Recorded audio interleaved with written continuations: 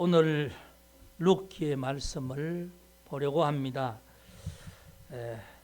룻이 보아스를 향해서 마지막 절에 내 주여 내가 당신께 은혜 입기를 원하나이다. 은혜 입기를 원하나이다. 이렇게 이제 이 룻이 하는 이 말처럼 오늘 제목도 그렇겠습니다. 은혜 입기를 원하나이다. 이렇게 제목을 이렇게 해서 오늘 이 말씀 중심으로 좀 하나님께서 주시는 그 메시지, 하나님 말씀을 함께 나누려고 합니다. 예수 믿고 살아가는 우리는 늘 하나님의 은혜를 받고 그 은혜 때문에 삽니다. 그래서 오늘 여기에 우리가 있게 되는 것도 그 은혜, 그 은총이 여기까지 있기 때문에 우리가 오늘 예배자로서 건강하게 예배 드리는 겁니다. 아니 목사님 뭐 밥 잘 먹고 운동하고 하면 건강하지요. 그러면 뭐 활동할 수 있고, 그래서 오늘 내가 예배 드리러 왔는데 뭐 하나님 은혜로 왔다는 겁니까? 그렇게 말할 수도 있겠죠. 그렇게 말하는 사람도 있겠지요. 그렇지만 우리는 그렇게 고백하는 겁니다. 하나님께서 모든 순간 나를 보호해 주셨기 때문에 사고 날 확률이 많은 그런 세상에서 아무 사고, 뭐 사고가 되면 교통사고 뭐 이런 것뿐 아니라 내가 가다가 돌불에 넘어져도 사고잖아요. 그러니까 이런저런 모든 사고 날 환경 속에서도 나를 이렇게 온전하게 인도해 주셨기 때문에 아니면 엎어져서 코가 깨지더라도 병원 가야 되잖아요. 그래서 오늘 예배 드리는 이것이 은혜이다. 여러분 믿어져요? 믿습니까?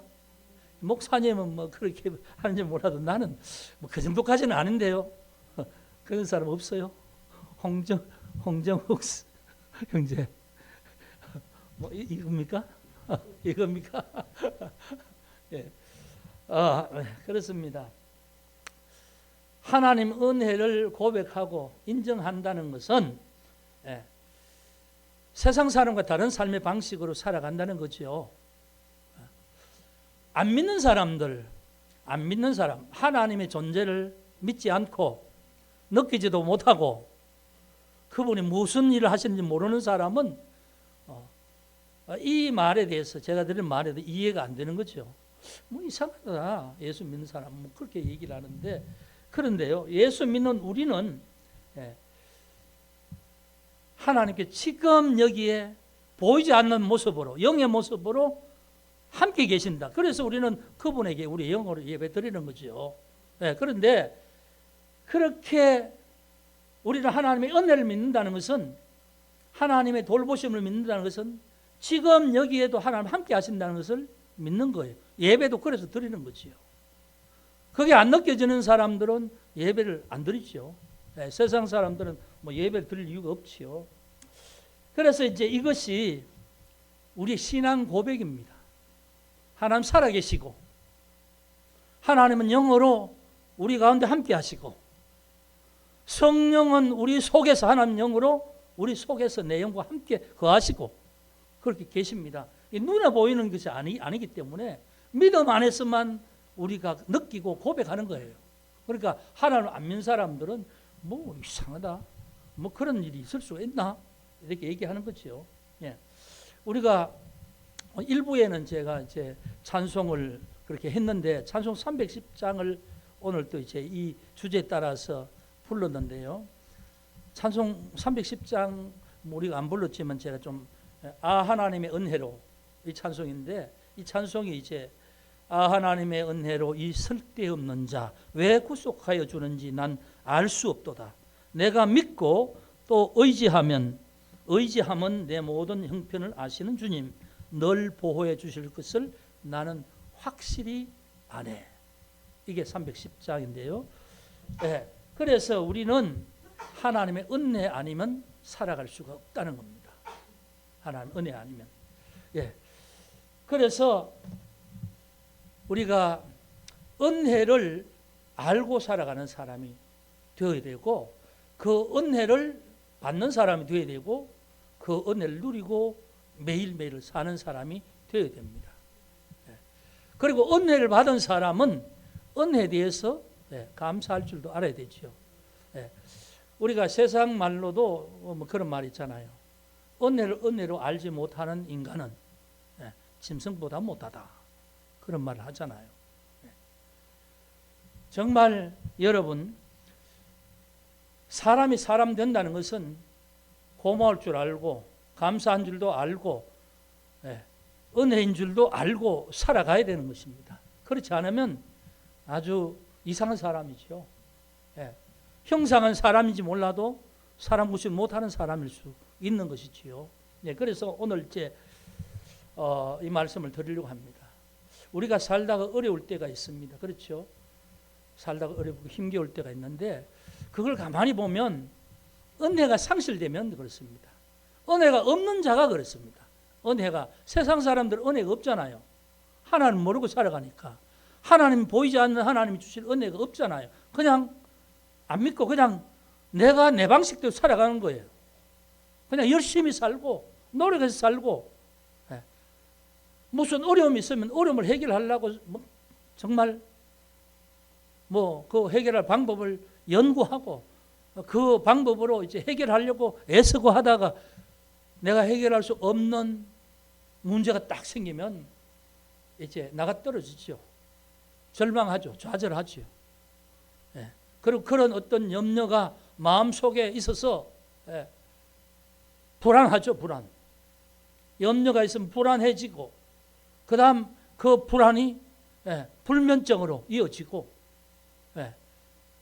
그 다음 이제 불면증으로 이어지면 우울증으로 이제 이렇게 진행하죠. 이 세상 사람들의 삶의 모습입니다. 왜? 불안한 것 때문에. 그런데 이게 뭐냐 하면 은혜가 상실되고 은혜를 모르는 사람에게 자동적으로 오는 거예요. 그런데 우리는 은혜를 알기 때문에 이 은혜에 따라 살면 세상 사람 같지 않고 은혜 가운데서 늘 복된 삶을 살아가게 되는 거죠. 우리가 늘 제가 복된 인생이 어떤 것이냐 이런 말씀을 쭉 하면서 지금 지내오는데, 만물을 창조하신 하나님이 나를 사랑하신다는 이 한 가지만 확실히 안다면 우리는 좌절할 수가 없는 거죠. 좌절하지 않고 살아갈 수가 있습니다. 그래서 그걸 믿어야 되죠. 왜 나 같은 일을 하나님께서 자녀 삼아 주셨는가? 왜 나 같은 일을 하나님께서 택하시고 예수 그리스도 십자가를 통하여서 우리가 하나님 앞에 지은 죄를 다 소멸케 하시고 또 하나님의 아들로 하나님 앞에 늘 살아가게 하시는가? 이 놀라운 은혜, 이것에 대해서 늘 우리는 상기할 수 있어야 될 줄 압니다. 그리고 그 은혜에 합당하게 살아가야 되는 것도 당연히 예수 믿는 사람들은 그렇게 살아야 되는 거죠. 그러면 오늘 본문을 통해서 이 은혜에 대한 관계를 한번 말씀을 살펴보려고 합니다. 오늘 본문에 보아스와 룻이 나오죠. 보아스와 룻. 이 룻은 오늘 본문에서는 구체적으로 우리가 잘 모르지만 그 배경을 설명드리면 하나님을 알지 못하던 모압에서 태어난 여자입니다. 그러다가 예수 믿는 가정에 시집을 갔어요. 이 엘리멜렉, 그 다음 나오미, 이 시아버지 시어머니 두 아들 형제 중에 이 룻은 막내 아들에게 시집을 갔습니다. 그런데 이 아들들이 다 죽어버린 거죠. 그 다음 시아버지도 돌아가시고 모압에서 이제 가정을 꾸리고 살아가다가 원래는 베들레헴에 살던 에브라임 족속인데 흉년이 들어서 모압 땅에 가서 먹고 살려고 갔는데 거기에서 한 10년 살다 보니까 아들 둘 결혼시켜서 거기 현지에 있는 이 며느리감을 봐서 이렇게 살다가 아들이 둘이 요절해버리고 시아버지가 죽고 나니까 과부 셋이 남은 거죠. 그 당시에 제일 불쌍한 존재는 뭐냐면 보호자 없는 과부와 고아. 그래서 하나님도 고아와 과부를 하나님이 사랑하시고 그들에게 관심을 두신다 그러지요. 그러니까 이스라엘에서도 그런데 이 모압에서 과부가 3사람이 남은 거예요. 살기가 너무 힘들어서 나오미가 국리를 하다가 고향으로 돌아가야 되겠다 하고 고향으로 돌아갈 결심을 하고 2 며느리를 불렀어요. 2 며느리를 불러서 이제 내가 지금 여기서 사는 게 뭐 아들도 다 죽고 시아버지 죽고 했으니까 나 혼자 홀을 달신으로 난 고향으로 돌아가련다. 그러니까 너희들도 모압에 여기 너희 친정이 있으니까 다 너희 친가로 다 돌아가라. 그렇게 하니까 이 며느리인 오르바는 뭐 좀 슬퍼하는 척하다가 예 어머니 그러면 저는 제 갈 길 가겠습니다 하고 갔어요. 둘째 룻은 이 시어머니가 그렇게 가라고 하니까 안 가고 그냥 뿌덕뿌덕 시어머니 옆에 있는 거예요. 그래 가라고 네가 가야 나도 갈 거니까 가라고 하니까 아닙니다 어머니 내가 끝까지 어머니와 함께 갈 겁니다. 어머니의 고향이 내 고향이고 어머니가 믿는 하나님이 내 하나님이고 그래서 이제는 어머니와 생사를 함께 하겠습니다. 그러면서 뿌덕뿌덕 우겨서 모압 땅에서 평생 살다가 이제 이 베들레헴으로 이사를 온 거예요. 2 과부가 늙은 과부와 젊은 과부가 온 거예요. 왔는데 와서 보니까 기가 찬 거예요. 무슨 돈이 있기를 하나 거처가 있기를 하나 장래가 막막하죠. 살 길이 막막한 겁니다. 정말 이 룻이 정말 시어머니를 끝까지 봉양하겠다는 마음으로 그렇게 따라왔지만 거기 와보니까 거의 타향이지요. 또 하나님을 믿는 백성들하고 자기는 다른 문화권에서 살았죠. 완전히 말하자면 베트남에서 시집 온 며느리 같은 그런 느낌이죠.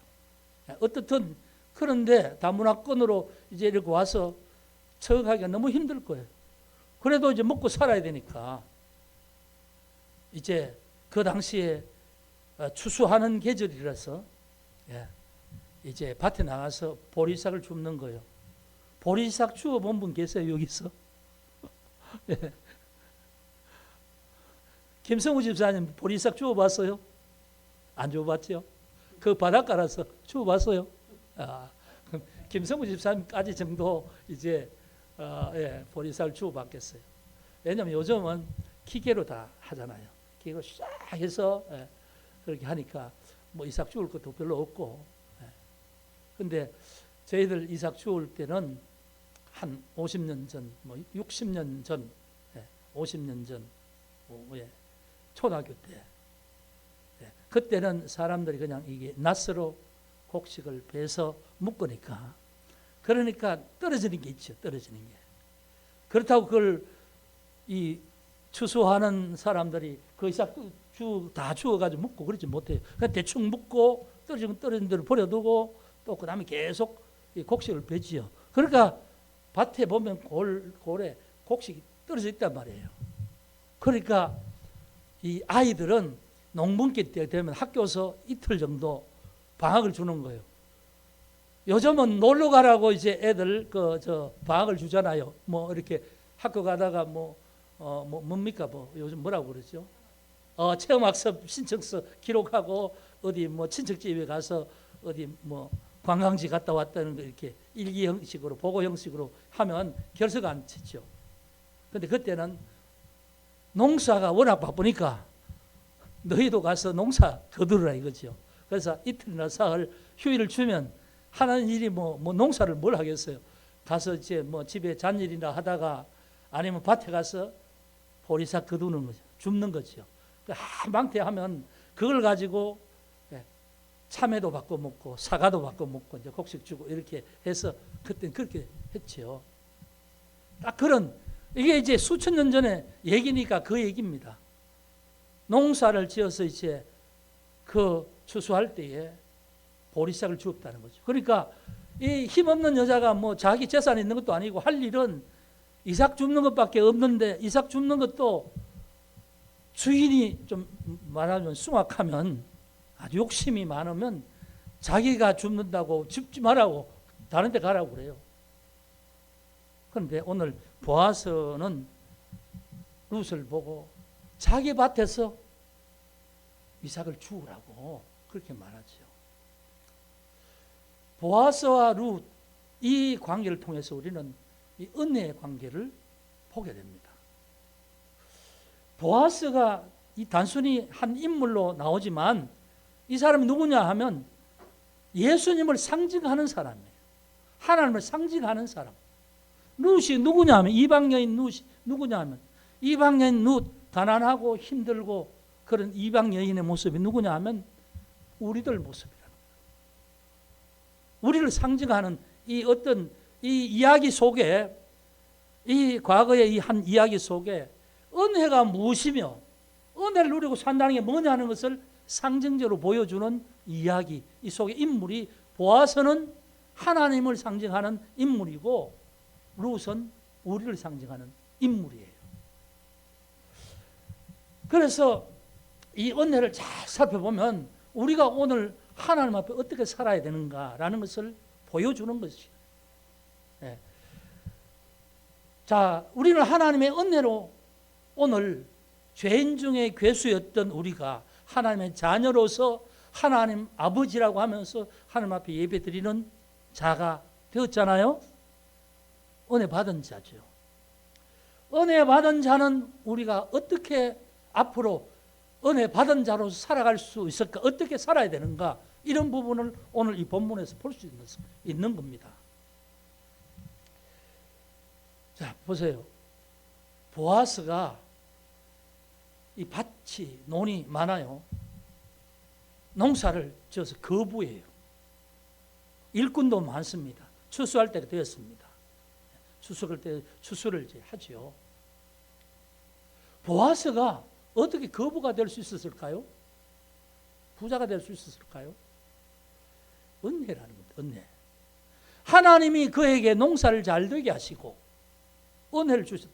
여러분, 우리가 뭐 추수감사절을 해서 요즘 저희들은 좀 조금 다르게 합니다만 이 곡식을 하나님 앞에 제일 먼저 감사로 하나님 앞에 드리잖아요. 아니, 사실 우리가 보기에는 농부가 밭을 갈고 농부가 씨앗을 뿌리고 농부가 가꾸어서 자라나고 열매 맺는 것 아닙니까?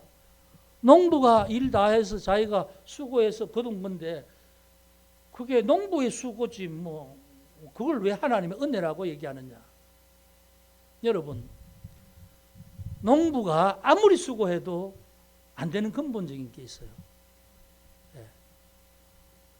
밭에서 이 씨앗을 뿌려도 그 밭이 좋지 않거나 밭이 좋지 않고 일기가 고르지 않으면 아무리 이번에 여름에 너무 더웠잖아요. 네.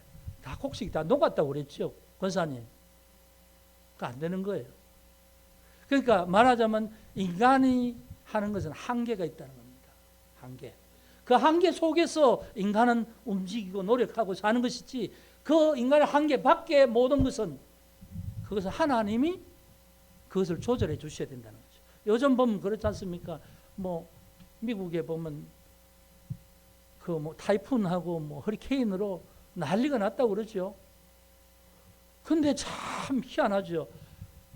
우리나라는 올해 태풍이 그렇게 많이 해서 저 중국으로 가고 대만으로 가고 베트남으로 가고 일본으로 가고 그러는데 우리나라는 더워서 너무너무 힘들긴 했지만 태풍 피해 봤다는 건 얼마 전에 저 부산 쪽에 남해안 지역에 한번 이렇게 태풍권에 영향이 들어서 비가 많이 오므로 한번 그런 일이 있었지만 올해는 특별히 예년보다 태풍으로 인해서 우리나라는 피해봤다는 그런 건 좀 적잖아요. 그런데 이걸 가지고 또 이렇게 하면 어떻게 보면 조금 그래요.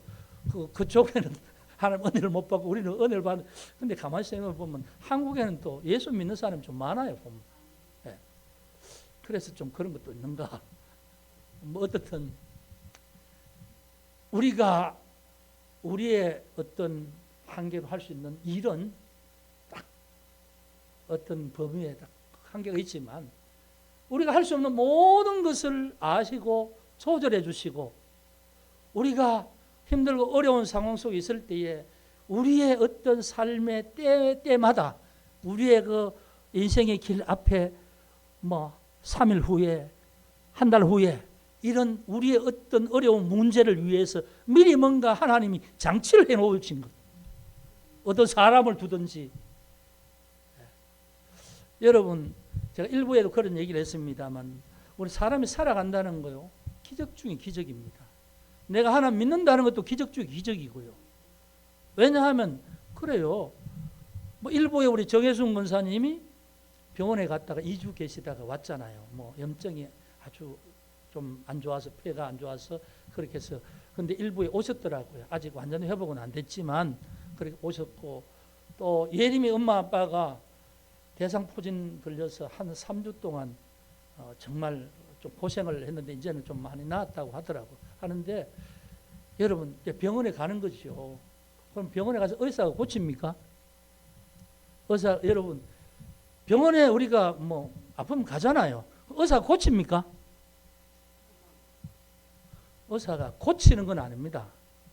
의사는 그 사람의 정세에 따라서 더 확대되지 않도록 우리가 연구해서 한 물질 중에서 약물질, 어떤 우리 정세에 합당한 물질을 처방해서 그걸 먹음으로 염증 수치를 완화시키고, 우리가 막 힘들고 어렵고 막 코가 막히고 하는 건 코가 뚫리게 하시고, 기침이 많은 건 기침이 멎어지도록 그런 약물을 처방해서 그렇게 되는 것이지, 여러분 감기 약을 먹는다고 감기가 낫는 게 아닙니다.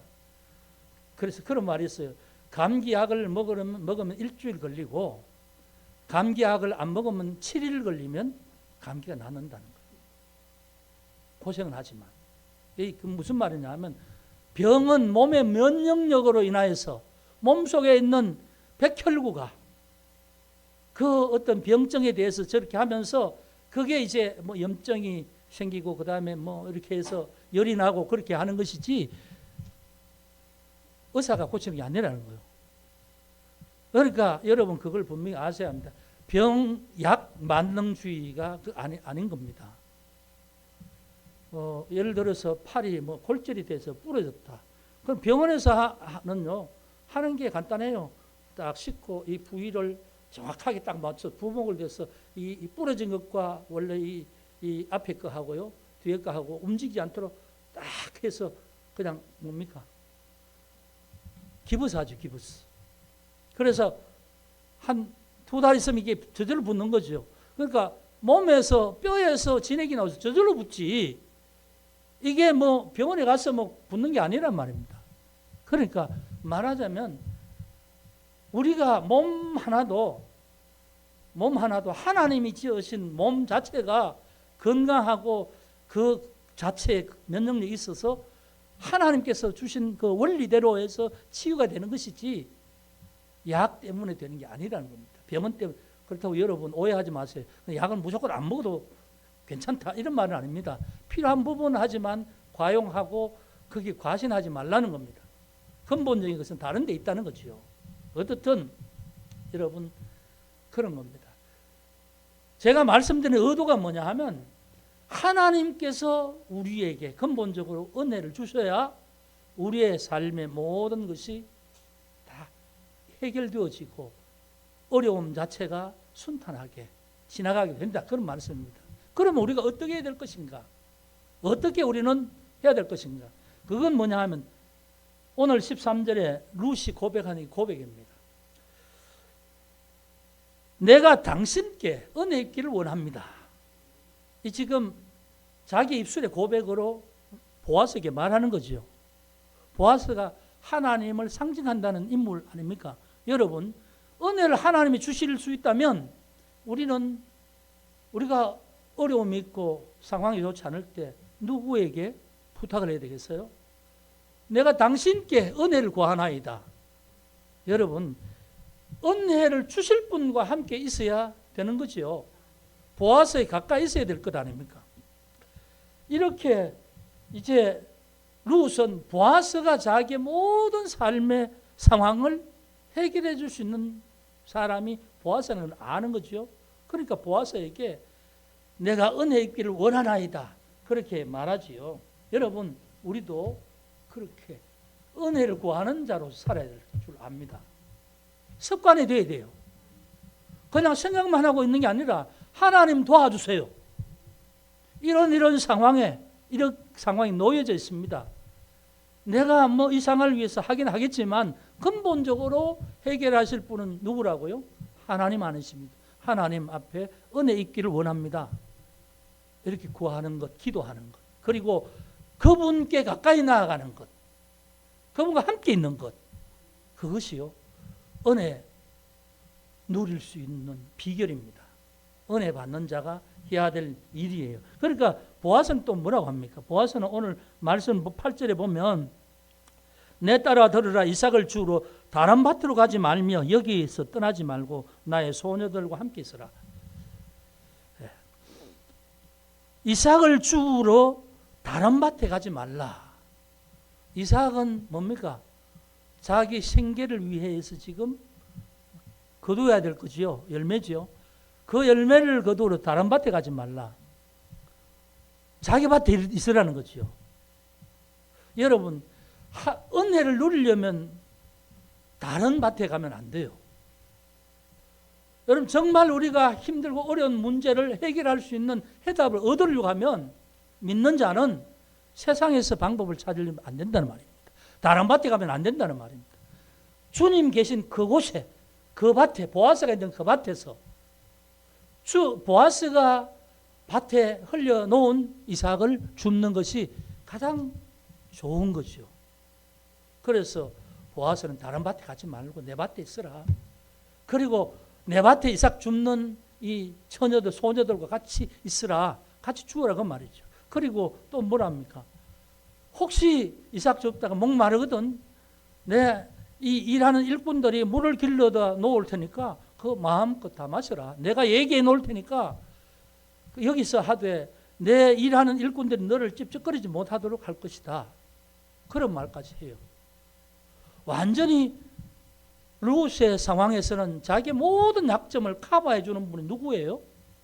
보아스 아닙니까? 젊은 과부예요. 네. 젊은 남편이 죽었으니까 자기 과부잖아요. 요즘 돌싱 뭐랍니까? 그 돌아온 어떤 그래서 공개적으로 막 구원도 하고 그러잖아요. 그런데 그런 거 보면 참 격세지감입니다. 옛날에는 남편 얻는 게 좀 이렇게 약점이 됐는데 아니 나는 좋은 남편 구하러 나는 옛날 남편 나는 다 버려서 그런 것 같아요. 어쨌든 이 보아스와 루스를 보면 그런 겁니다. 보아스는 보호해 주는 거예요. 그 밭에 일하는 사람들 있잖아요. 추수하다가 막걸리도 한 잔 먹고 하겠죠. 막걸리 한 잔 먹고 이러면 또 옆에 이쁜 그 여자가 있으면 아낙네가 있으면 말이라도 좀 찝찝거리고 그러지 않겠어요? 그런데 그거 못하도록 딱 막아놓은 거예요. 하나님이 우리들에게 은혜 주실 예배하시고 여기 있으라. 여기 다른 데 가지 말라. 여기 있으면 은혜가 있을 수 있다. 그런 거지요. 그리고 다 보호해 주는 겁니다. 찝찝거리는 자를 없도록 막아주시고 미리 조처를 다 해놓는 거예요. 여러분, 하나님 그런 분입니다. 그래서 이제 필요에 따라 그에게 정말 곡식을 얻고 어머님을 모실 수 있는 그런 여유가 생기지 않습니까? 여러분, 보아스는 하나님 앞에 은혜를 받았다고 제가 말씀드렸죠. 부자가 된 게 그래요. 자기가 하나님 앞에 은혜 받은 걸 자기 것이라고 여기지 않고 또 필요한 부분은 가난한 사람을 위해서 줄 수 있는 그런 보아스잖아요. 나중에 이 두 사람이 결혼하지요. 그래서 오벳을 낳죠. 그가 누굽니까? 다윗의 할아버지 아닙니까? 오벳이 이새를 낳고 이색이 다윗을 낳으니라. 이 오벳의 아버지가 보아스란 말입니다. 그러니까 결국은 루스는 그와 결혼을 하면서 다윗을 놓는 혈통에 다윗이 누굽니까? 예수가 오신 족보잖아요. 하나님께서 이방 여인인 이 룻을 자기가 하나님 앞에 나는 하나님 믿겠습니다 하고 잘 알지도 못하면서 시어머니가 꾸덕꾸덕 따라와서 힘들고 어렵지만 어머니 모실 책임에 이삭을 죽으러 나가고 그렇게 노력하고 수고하니까 그걸 다 보아스가 듣게 되는 거죠. 결국 보아스가 그의 모든 문제를 해결해 주는 은인이 되잖아요. 은혜 베푸는 자가 되잖아요. 여러분, 우리 하나님을 믿는 우리가 해야 될 일이 있어요. 은혜 베푸시는 분은 하나님이시라는 거예요. 그래서 잠언서에도 이렇게 말씀합니다. 3장 5절 6절에 보면 너는 마음을 다하여 여호와를 신뢰하라. 그리고 너의 명철을 의지하지 말라. 네 똑똑한 것 의지하지 마라. 그런 말이죠.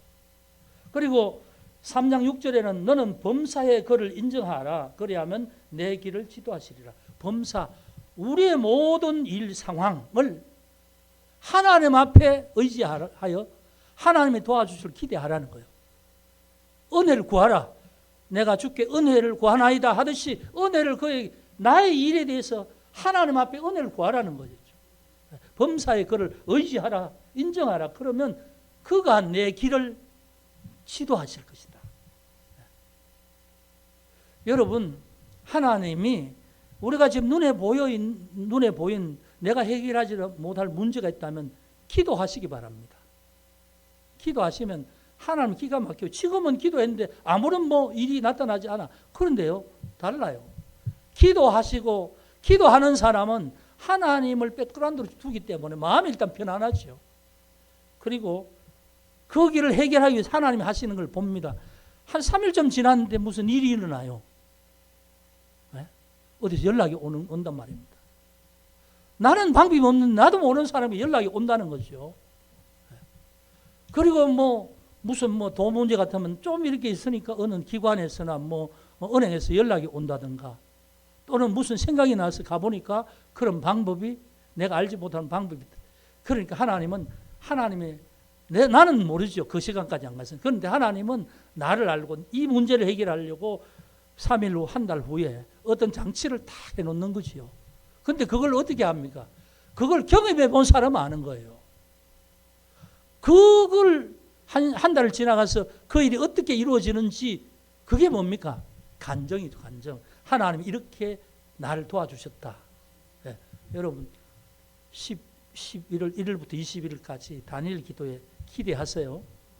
저기에 보니까 아주 유명한 어떤 간정 그런 할 분들이 참 많아요. 보니까 저걸 들으면 정말 저 사람이 역사하시는 하나님이 내게는 역사하지 않으실까? 동일한 하나님인데 내가 그런 믿음을 가지고 있으면 하는 거지요. 여러분 그렇습니다. 자, 좀 정리를 하겠습니다.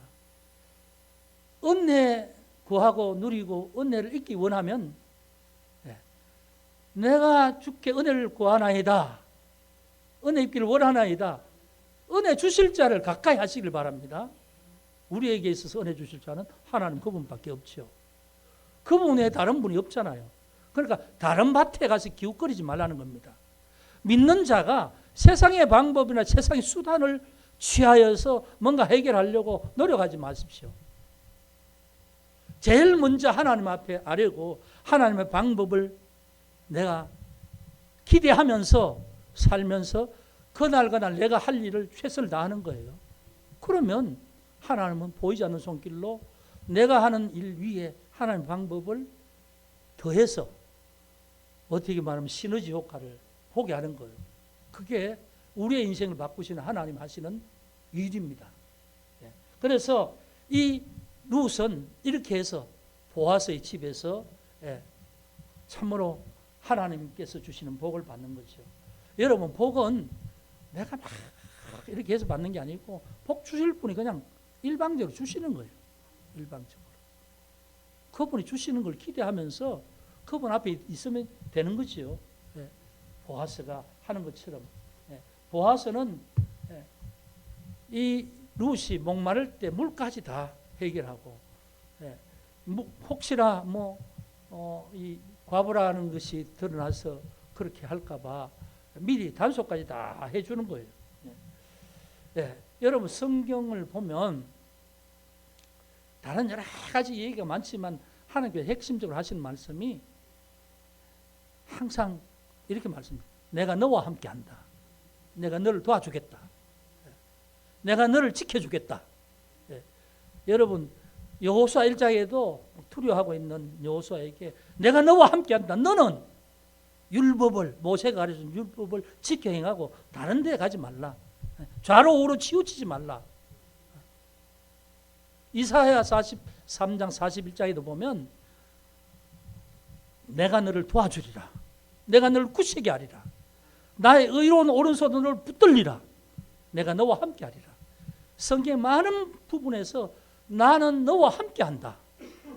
그런 말씀을 많이 하시고 있습니다. 여러분 우리와 함께 하시는 분이 누굽니까? 예수님. 그분이 내 목자가 되셔서 나를 도우고 계시는 분이고 지금 보이지 않는 손길로 나와 함께 하시는 분이심을 믿으시길 바랍니다. 그분이 우리 각자에게 각자의 정말 넘치는 은혜로 갚아주실 수 있는 것입니다. 그럼 우리는 어떻게 해야 되는가? 우리는 우리가 할 일을 하는 거지요. 보아서는 어떻게 했습니까? 하나님의 받은 은혜를 자기보다 못한 사람이 흘려보내는 역할을 하는 거죠. 은혜를 나누는 일을 합니다. 룻에게. 하나님의 기대가 뭔지 아십니까? 우리가 무슨 태산을 옮기는 큰 일을 하는 게 아니고 우리는 우리의 일상에서 우리가 할 수 있는 대로 우리가 받은 은혜를 나누기를 원하세요. 제일 먼저 하나님 은혜 받은 사람은 웃기지요. 기쁨이 있으니까. 웃음으로. 찡그리고 힘들어하는 사람들에게 위로의 말을 하는 그게 은혜를 나누는 거지요. 여러분 상처받고 고통스러워하는 사람 있다면 따뜻한 말로 위로해 주는 것, 그 은혜를 나누는 거지요. 나보다 더 경제적으로 힘든 사람이 있다면 그 사람 진짜 필요할 때에 내가 필요한 것 조금 해서 도와줄 수 있으면 그게 은혜지요. 내가 하나님을 믿고 마음이 평안하고 늘 즐거운데 하나님을 모르고 늘 종종거리며 살아가는 인생이 있다면 하나님을 전해주는 것도 은혜를 나누는 거지요. 여러분 뭐 크게 무슨 한 재산 떼서 뭐 큰 일을 하는 게 은혜 나누는 것 줄 압니까? 아니 그래서 은혜 못 나눌 사람은 한 사람도 없는 거예요. 왜? 세상에 둘러보면 나보다 못한 사람이 어디서든지 있어요. 그 사람에게 내가 가지고 있는 것을 조금 나눌 수 있는 그게 뭐 육신의 수고일 수도 있고 그냥 말일 수도 있고 우리가 정말 그를 위해서 전하는 복음일 수도 있고 우리가 작은 뭐 비용으로 해서 많은 이만을 통해서 그 사람이 진짜 필요할 때 우리가 도움의 손길을 줘서 은혜 나누는 것일 수도 있고 우리가 할 수 있는 일은 각자의 자리에서 많이 있을 수 있는 거지요. 어떤 사람에게는 밥 한 그릇 줄 수 있는 것이고 사줄 수 있는 것이고 여러분 보아서는 자기가 받은 은혜를 룻에게 나눈 것이고요. 룻은 자기는 하나님을 그렇게 확실하게 알지 못하지만 어떻든 자기 시어머니를 끝까지 책임지겠다는 마음으로 수고하잖아요. 그게 룻은 자기가 하는 수고지요. 나눔이지요. 어머니 하나님을 내가 믿고 살아가겠습니다 하는 이런 마음의 작정들, 이런 게 은혜 나누는 한 가지 방법이겠죠. 그러니까 그는 보아스에게 은혜를 받는 거죠. 이 두 사람의 관계가 누굽니까? 하나님과 우리라는 거죠. 여러분, 우리는 하나님 앞에 은혜 받은 존재입니다. 그리고 그 은혜는 끊임없이 우리에게 주시기 위해서 늘 우리를 관심 있게 지켜보시는 분이에요. 우리가 은혜 받기를 원하면 그분을 보고 그분에 집중해서 그분에게 늘 구하는 거예요. 하나님 오늘도 은혜 없이는 살 수 없습니다. 하나님 오늘도 하나님과 함께 살아야 나는 실수가 없습니다. 내 입을 제어하여 주시고 내 행동을 제어하여 주시고 하나님 기뻐하시는 모습들을 살게 하여 주옵소서. 하나님 나를 지켜주십시오. 그게 은혜를 주옵소서 하는 거죠. 그리고 내가 받은 은혜는 받은 것인 줄 알고 나눌 수 있는 사람이 되어야 됩니다. 여러분 그렇게 되시길 바랍니다. 네. 그럴 때에 이 은혜가 지속적으로 끊이지 않고 계속 이루어지는 관계가 되는 거죠. 루카 보아서는 은혜를 주고 나누는 게 아니라 아예 한 몸이 되잖아요. 부부가 되잖아요. 여러분 하나님과 우리가 그런 관계라는 사실을 기억하시고 하나님 앞에 기도하는 여러분 되시길 바랍니다.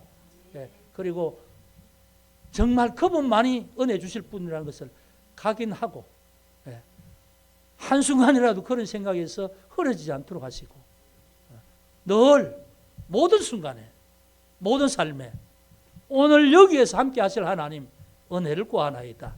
이렇게 하실 때 여러분 끊이지 않는 은혜 가운데 승리하는 여러분 될 줄 믿습니다. 예, 기도하겠습니다. 아버지 하나님 감사합니다. 오늘 우리를 붙드시고 인도하신 아버지, 오늘 루카 보아서의 관계를 통해서 은혜에 대한 말씀을 나눴습니다. 주여, 주께 은혜 있기를 원하나이다. 이 루시의 기도가 오늘 하나님을 향한 우리 자신들의 기도가 되게 하여 주옵소서. 예수 그리스도 이름으로 기도합니다. 아멘.